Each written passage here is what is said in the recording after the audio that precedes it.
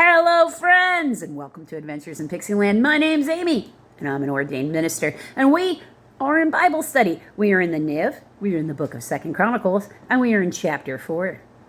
Remember, this is set during the Babylonian diaspora, so around 500. It's in the 500s, because remember, they were in diaspora for quite a bit. And this is the story of the Jewish people, which in order to keep their culture, they had to tell, written down from the perspective of the priests, possibly Ezra. Contemporary with the time that Ezra was alive, if not written by Ezra, then written by one of Ezra's contemporary prophets.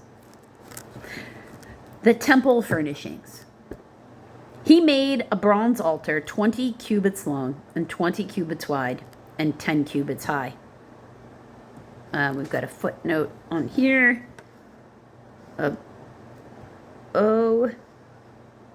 That is probably about 30 feet or 9 meters long and wide, and about 15 feet or about 4.5 meters high. He made the sea of cast metal. So that's a big bowl of water. Okay, holy water, I would presume. He made a sea of cast metal, circular in shape, measuring 10 cubits from rim to rim, and 5 cubits high. That is probably about 7.5 feet or 2.3 meters. It took a line of 30 cubits, that is about 45 feet or 13.5 meters, to measure around. Below the rim, figures of bowls encircled it. 10 to a cubit. 10 bowls to 1 cubit. As far as the spacing. 1.5 feet or about 0.5 meters for that cubit. The bowls were cast in 2 rows in one piece with the sea. So this was a cast piece, not like a forged piece, a poured piece. Okay?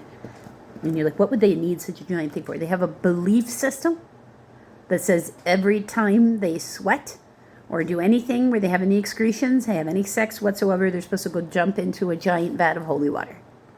That's what this is. This is called a mikvah bath.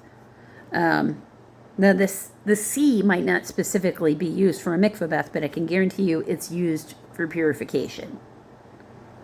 Okay. The sea stood on 12 bowls, 3 facing north, 3 facing west, 3 facing south, and 3 facing east. The sea rested on top of them, and their hindquarters were toward the center. So the bowls were facing outward when you walk in. It was a hand breadth. That's a footnote of B. That is probably about 3 inches or 8 centimeters. A hand's breadth in thickness. And its rim was like the rim of a cup. With lily blossoms, like a lily blossom. Okay, so it's telling you what kind of shape it's generally in. It held 3,000 baths. So I've got a footnote of C. That is about 17,500 gallons, or about 66 kilograms. This is quite a bit of water. He then made 10 basins for washing and placed 5 on the south side, 5 on the north side. You know, like bowls of holy water when you walk into a church. Similar to that. Because remember, they were supposed to be ritually clean before they come in. Just like we have to put holy water on us. We're supposed to, bend the knee and do all the same kind of thing. We get that from somewhere. Okay? It didn't just pop into our head. Then in them, the things to be used for the burnt offerings were rinsed. So it's for washing of those things. But the sea was to be used by the priests for washing. See? They had to have ritual purification for themselves. And then ritual purification, besides just general cleanliness. They're eating off these things, using them.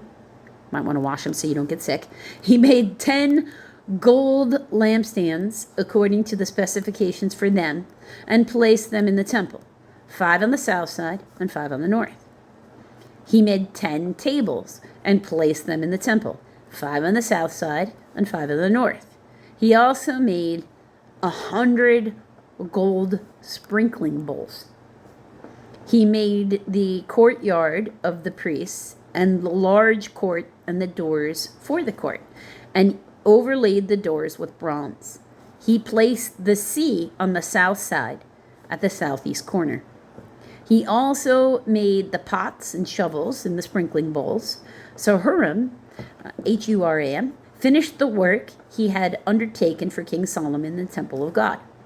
The 2 pillars, the 2 bowl-shaped capitals on top of the pillars, the 2 sets of network decorating the 2 bowl-shaped capitals on the top of the pillars, the 400 pomegranates for the 2 sets of network, 2 rows of pomegranates for each network, decorating the bowl-shaped capital on top of the pillar.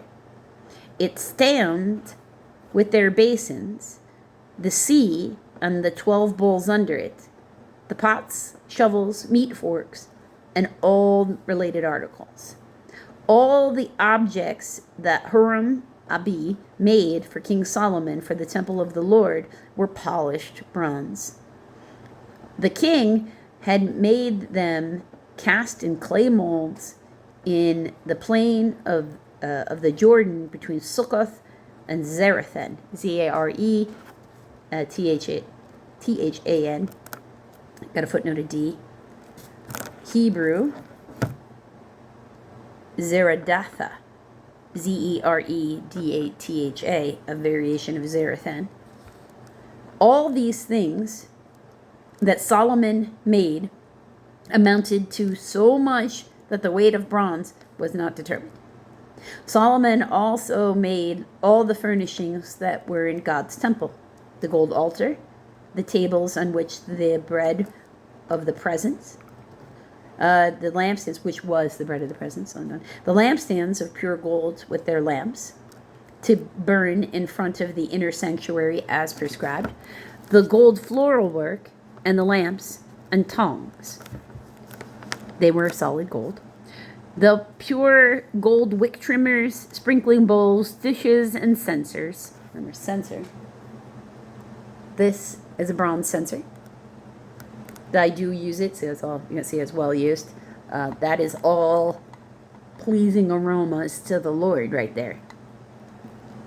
It's a normal part of any religious officiant's stuff to have, that we still have today. And the gold doors of the temple, the inner doors to the most high place, and the doors of the main hall. So all very finely ordained, very anointed. So you have to kind of imagine, if you were somebody who was working in this place where everything is just, you're just constantly surrounded by gold, silver, bronze, gemstones, all those sorts of things. If you're not careful, it could very quickly change the way you approach the world. Keep that in mind. If you want to find out about the ark being brought to the temple, you're going to need to come back for the next video, friends.